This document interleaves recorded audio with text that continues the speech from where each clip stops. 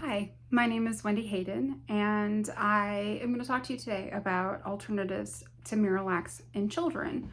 Often, when you go to a pediatrician or a pediatric gastroenterologist and you tell them that your child's been struggling with chronic constipation, they prescribe Miralax, and they tell you just to go to the store, get Miralax, which is polyethylene glycol 3350. In other countries, it's called different things. Restoralax is a common name in Canada. And they tell you to give this to your child. And Miralax is not approved for use in children under 17. It is not approved for use in anyone over 7 days. So if your doctor is prescribing this, they are doing this off-label, which lots of drugs are prescribed off-label. But I have worked with families where they have infants that are just a few weeks old or that are being prescribed, even a preemie who wouldn't have even been born yet, and the doctors were giving this baby Miralax. There have been over 25,000 reports of adverse events due to Miralax polyethylene glycol that have been reported to the FDA.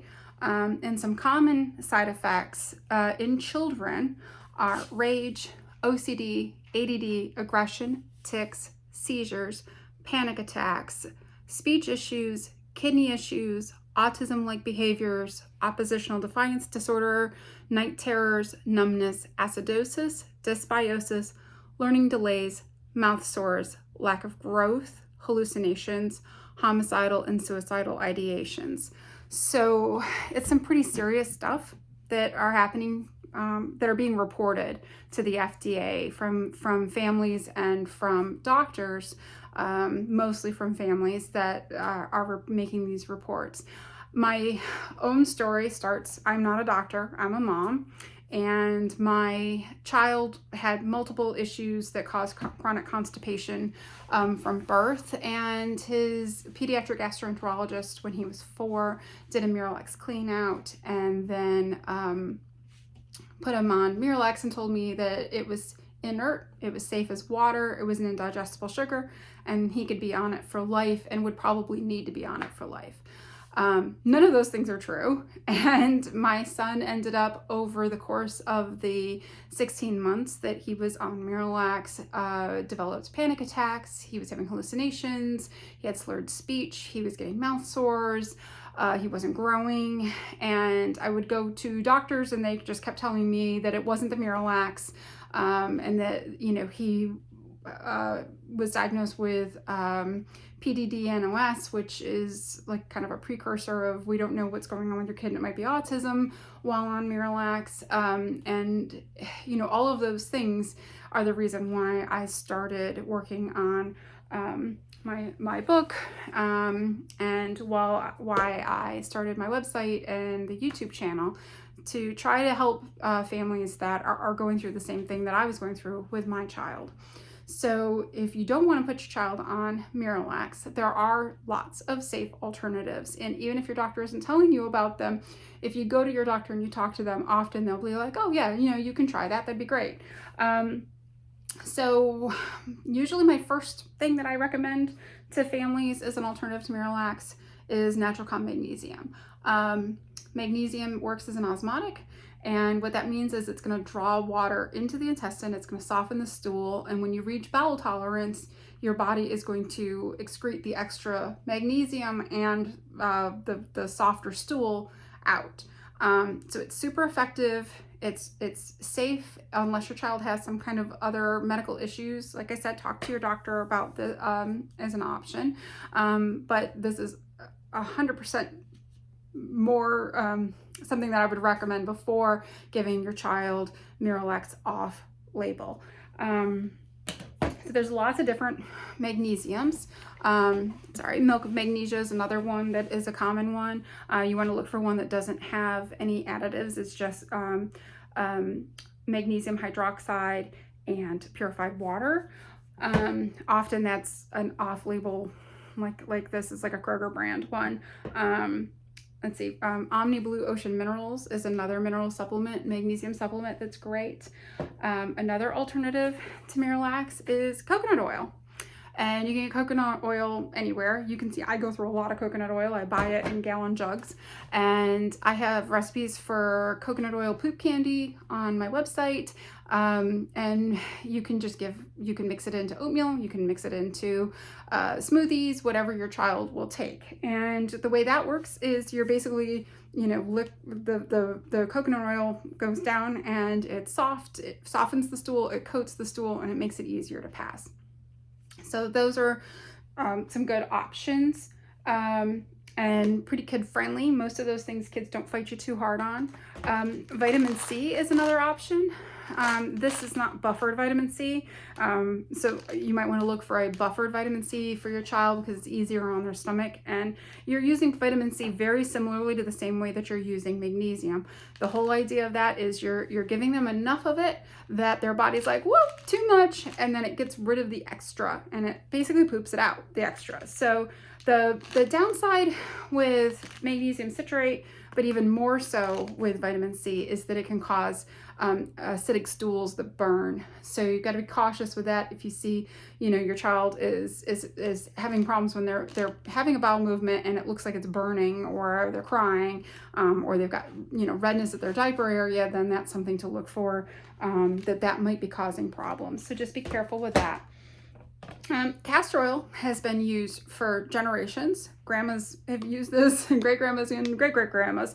And with castor oil, you want to find one that is got directions to take it as a laxative by mouth, or you find an organic one and you can use it and do massage. So you're gonna rub it into your child's tummy, and there's lots of videos about how to do massage for constipation. But the idea is you're gonna start kind of at their tummy and at their belly button, and you're gonna rub, not so it hurts, but you're gonna push down and you're gonna keep rubbing until you move the stool through and help it to move through the intestines. So that works really well for kids that have low tone or something where they're having a hard time. You can take your child's knees and push them up to their tummy, and then release them and push them up again, and then keep doing the massage, and that'll help move the stool down through their intestines. Another good option is George's Aloe, and Aloe works as a laxative. It's also super healing for the gut. So if your child's having gut problems just generally, Aloe is a great option. And one of the reasons why George's is good is it doesn't have any taste, and so you can mix it in with things, and it's not gonna, if you've got super tasters like my kid, then you're able to give this to them and they're not gonna be upset about it or offended with it. Another thing that you can do is a salt flush. This is Celtic sea salt. I would not do a salt flush with iodized table salt. Himalayan salt can work, but in my experience of years of doing this with families, Celtic sea salt seems to work better. It's, for whatever reason, I'm sure there's a scientific reason, but like I said before, I'm not a doctor, I'm a mom. It just works better. And my son's integrative medicine doctor is the one that told me to switch from Himalayan salt to Celtic sea salt. So as you can see, I also use a lot of that. That's why I've got it in pound sizes instead of just small bags of it. And I have an electrolyte drink recipe on my website that is a great way to get sea salt into kids. And you can think, like, if my kid is not gonna drink the salty drink, but a lot of kids, they crave the salty drink, and it's replenishing a lot of minerals. It balances their electrolytes, so you're not going to have to worry about their electrolytes getting unbalanced, and it works really, really well for constipation.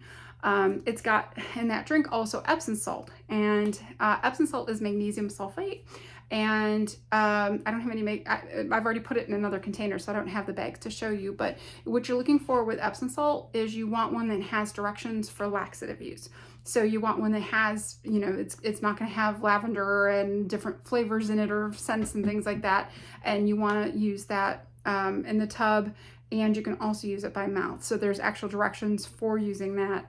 And it's going to have a stronger flavor, but that's the electrolyte drink. Most kids it's a small amount, and they will use that.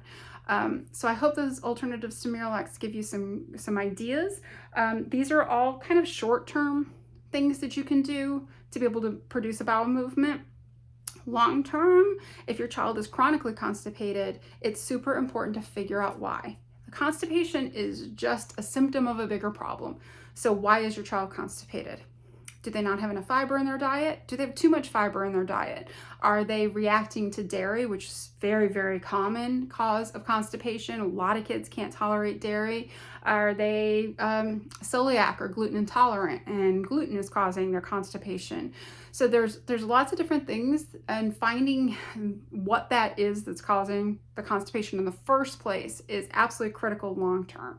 So that is a goal to work on, but these things will help you to get your child to have a bowel movement now, start having regular daily bowel movements, and then once you get to that, it's great to start working on finding the root cause of constipation.